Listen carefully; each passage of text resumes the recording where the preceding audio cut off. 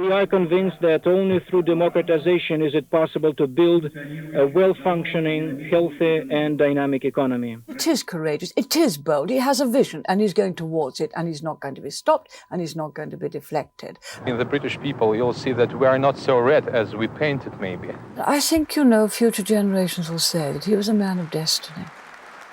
It's very important. We must encourage it.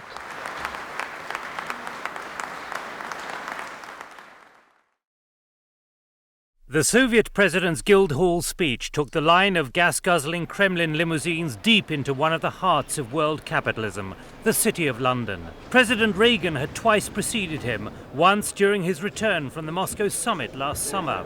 It was Mr. Gorbachev himself who proposed the traditional atmosphere of medieval pike staffs and ornamental maces as the most apt for this latest policy speech on foreign soil.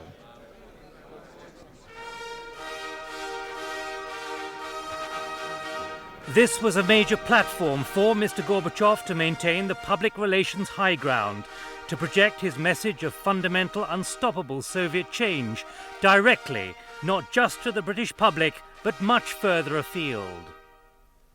Praise silence for the General Secretary of the Central Committee of the Communist Party of the Soviet Union. Once more, he wanted to try to win over the doubting voices in the West, the politicians and policymakers still not convinced that Perestroika will last, or that the West can modify policies and lower its military guard. Our perestroika is in earnest and for a long time to come. There is no turning back for anyone now. Our people have firmly linked their destinies with perestroika. The election of people's deputies of the USSR, which was held in a democratic atmosphere unprecedented in our entire history, has demonstrated that Soviet people are not going to turn off the path they chose 4 years ago. As for difficulties, and they do exist, we accept them as a natural expression of contradictions which are inherent in a transition period. None of these difficulties indicate that the concept itself of perestroika is wrong. They only accentuate the watershed character of the period we are going through, when the old ways are still alive and cannot be done away with overnight, while new approaches are as yet unable to pick up full speed. Mr. Gorbachev said perestroika will take time, perseverance and creative effort. It needs far-reaching changes in attitudes and the way of life. We are aware that tests and trials are still ahead of us. We are faced with problems resulting from a lack of political culture and the imperfection of mechanisms that safeguard democracy and protect it against destructive, anti-social actions. He said the Soviet Union is now building an open, democratic and free society, which has learned the lessons of its past. We are convinced that only through democratization is it possible to build a well-functioning, healthy and dynamic economy. Radical economic reform, which blends together planned regulation and the market, will help us devise a new economic mechanism. The Soviets are joining new international concerns about the environment. Mr. Gorbachev indicated Soviet ability to tackle this vast problem will depend on future economic development, which in turn will depend on disarmament. We shall not be able to save the environment unless we embark on a path of disarmament and release resources to solve environmental problems. On disarmament, Mr. Gorbachev announced that Moscow has stopped production of weapons-grade plutonium. It was the latest rabbit to be pulled from Mr. Gorbachev's disarmament hat. In addition to the industrial reactor for the production of weapon-grade plutonium, which was shut down in 1987, we are planning to shut down 2 other such reactors this and next year without commissioning new units to replace them. This is yet another major step toward the complete cessation of production of fissionable materials for use in weapons. And Mr. Gorbachev painted a picture of a shift of resources from military to civilian use, which is picking up speed. We have adopted several important decisions for the conversion of our military industries. A considerable number of defense factories and design bureaus, as well as their related research potential, are becoming involved in manufacturing consumer goods, machinery, equipment, and other facilities and products for agriculture and for the light and food industries.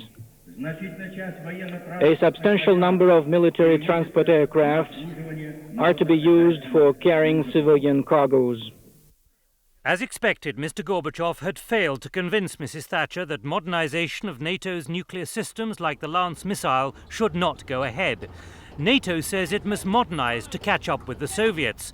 Today, Mr. Gorbachev warned of Moscow's response if NATO does modernize. There should be no doubt that if, for instance, NATO goes ahead with its program of modernizing tactical nuclear weapons, this is bound to affect the Vienna talks, confidence-building measures, and the situation in Europe at large.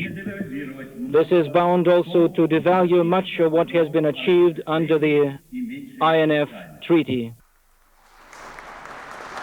In short, Mr. Gorbachev concluded, fears about the Soviet military threat are groundless. The speech had pointed up continuing differences with Britain. The reaction to what he said was mixed, the Prime Minister leading the praise. You've provided us with an occasion that we shall never forget and which is the start of something very Well, it didn't quite live up to its billing. I mean, it was an interesting speech, and it's always interesting to actually watch him and listen, but there was practically nothing that was new in the speech. It talked about us really being human beings living in this world. It talked about the nonsense of the arms race and the need for security on a different level. I think it was a very impressive speech and very well received. It was a very long applause after it. On the matter of the enriched uranium and reducing the production levels of that uranium for nuclear weapons, we don't know what the stocks are and what redundancy he has in that capability. So that needs to be clarified. On the question of looking at translating from defence production into civilian production lines, there are difficulties which they accept totally over the momentum of large-scale production programs, which they're having difficulty in slowing. But whatever the doubts, it was Mr. Gorbachev's frankness on Perestroika and his very presence at the Guildhall which had made the impact.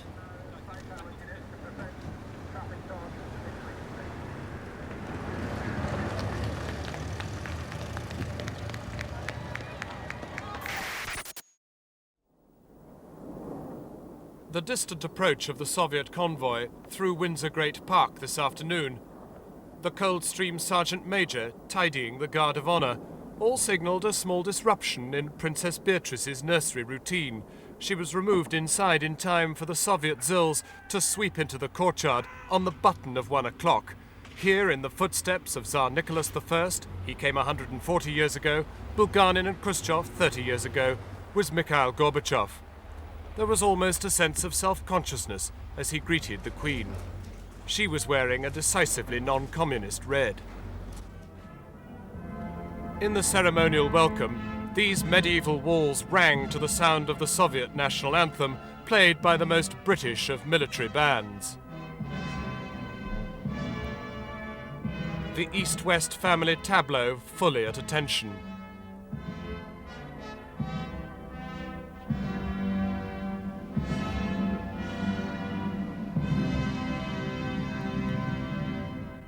Here, it wasn't the flag of the hammer and sickle that was the problem, but he sorted it out in time for his major to address upper-crust Russian at the visitors.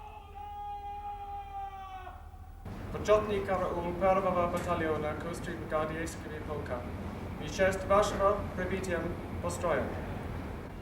fact, it was an invitation to inspect the Guard of Honour, an unmilitary man perfunctorily carrying out a military obligation.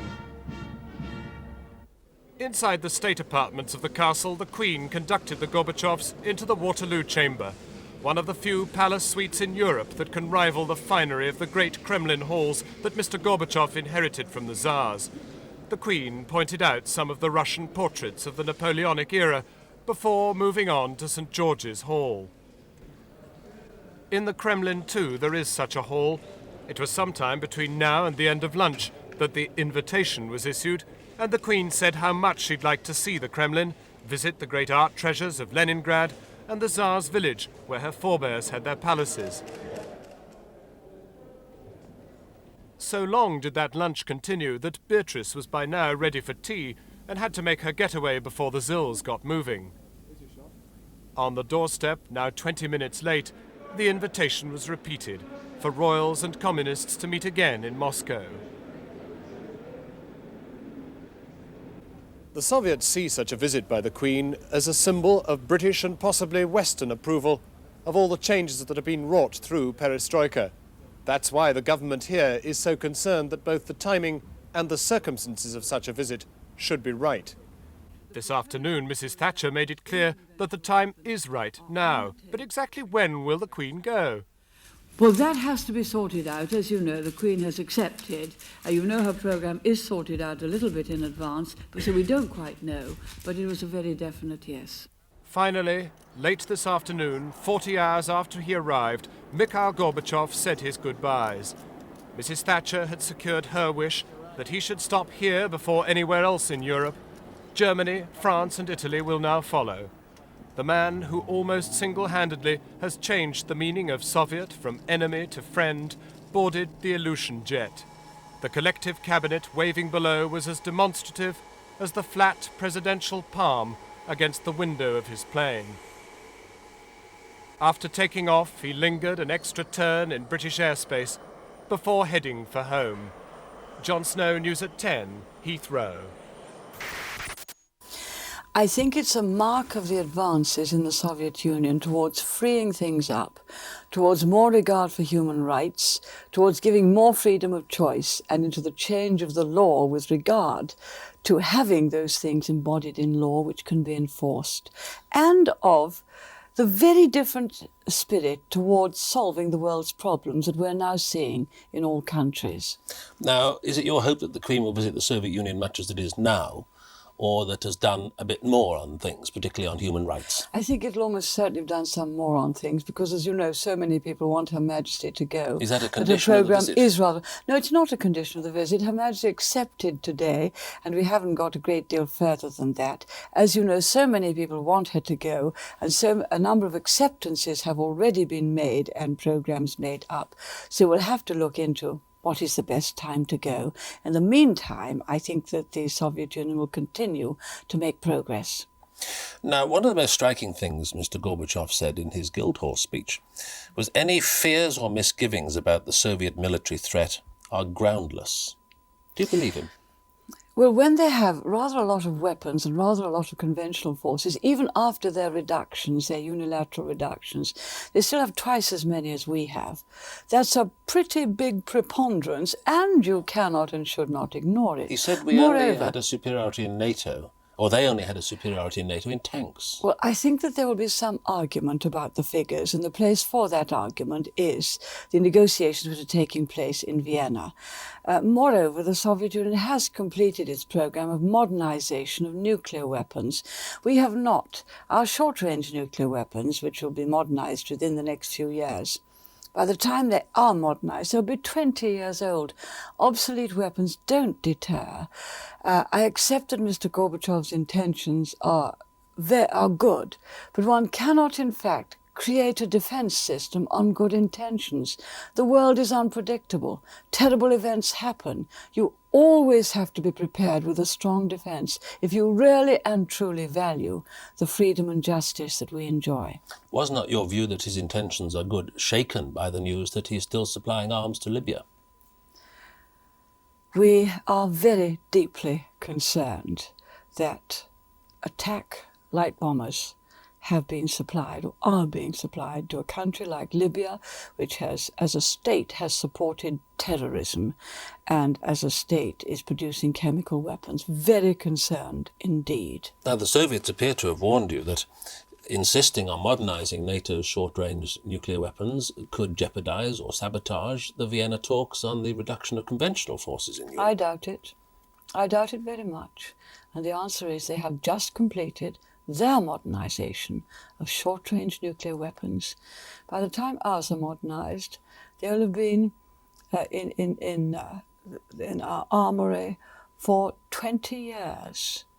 That's not a very modern, up-to-date weapon. I don't believe the Soviet Union has any nuclear weapons in her armory, which has been there for so long. They've updated them already. Are there circumstances in which you would not insist upon modernization, or at least not on deploying modernized weapons? You will not, in fact, get the United States making this particular one unless it would be agreed that it should be deployed in Europe. That's why it is important.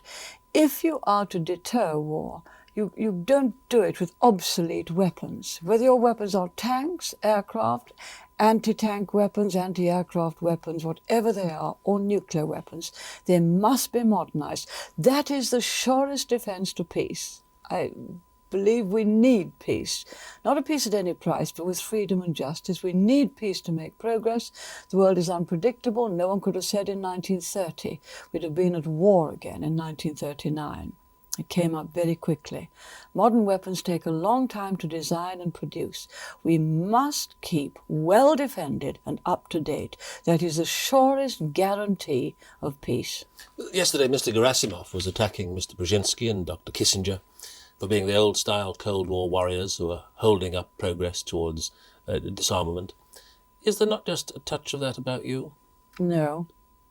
There's a passionate believer in freedom and a determination that it shall be defended with a view to deterring anyone from attacking us. We can't do it alone. We need NATO. NATO and the nuclear deterrent, which is part of its strategy, has kept the peace for 40 years. And the people who argue against it can't get over that fact. What you admire, and you're on the record as saying it, about Mr. Gorbachev is his willingness to take political risks and his courage once he's made up his mind. But a lot of people watching you will think, well, who are the people in the West who are showing that political courage? I think that the things that Mr. Gorbachev is doing, and it is courageous, it is bold, he has a vision and he's going towards it and he's not going to be stopped and he's not going to be deflected. And that I understand, that kind of courage I understand. So things are gradually going to change.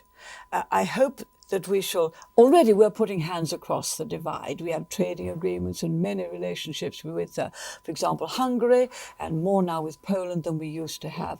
Gradually one hopes that as they come up to more freedom, more justice, more human rights, gradually that they will come nearer to our way of life, and therefore the barrier will go down. Is it inconceivable that they could one day, 25 years maybe, join the common market? Europe, of course, is larger than the common market. We always have to remember that. I don't know. They'll have to have a market economy before they do that, and that is a very considerable change. But the important thing is that things are moving in the right direction, but never let down your guard, never. There's a whole lot of other countries in the wider world, and I'm afraid hostilities can start anywhere. Always keep up your guard. One final question. You seem to get on very well with Mr. Gorbachev. Are you close to having some sort of special personal relationship with him? Is there a personal chemistry? We both debate and argue the same way, with no animosity at all, but with great interest in the arguments themselves and trying to get some resolution. He did, right from the beginning. It was most unusual for a Soviet statesman to do that when he came 4 years ago. And they also made it clear that there was no way in which we in this country could ever be separated from the United States. And so there's no point in trying to do that. And I didn't try to break his relationships within the Warsaw Pact country at all. So we started on that basis. Now, look, let's not get at one another. Let's just see what we can do where we are now to improve the relationship, to try to carry out the Helsinki agreements, which were more freedom of movement, ideas, and of people, to get more human rights. I mean, I said to him, we don't understand that you don't let people out. Our problem is not to have so many coming in.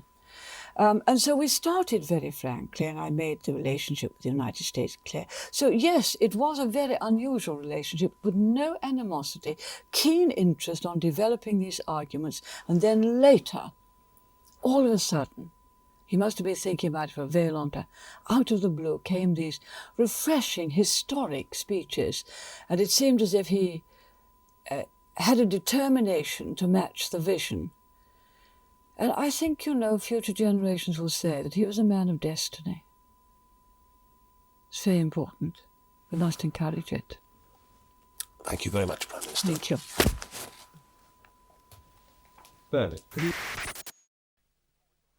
Back in Moscow tonight, Mr. Gorbachev's round of transatlantic diplomacy got the official seal of approval. But that doesn't cut much ice with the party old guard, nor with a man on the street. On the world stage, Gorbachev is seen as uniquely successful, especially by the West. In Cuba, he told Castro to get into line with the new thinking from Moscow.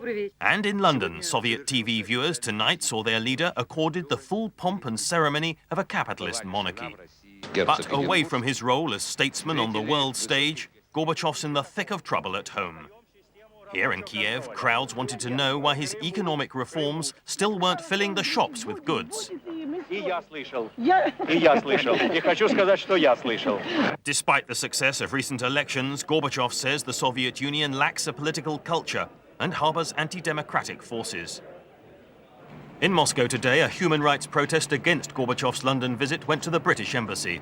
Others were more complimentary. I think it's very important for our two countries to have such dialogue. He has a lot of experience in England, and every visit to England is one of his great successes. In the British people, you'll see that we are not so red as we painted, maybe. But on the streets, the jury's still out on Gorbachev. They want to know if the globe-trotting statesman can end the food queues in his own capital.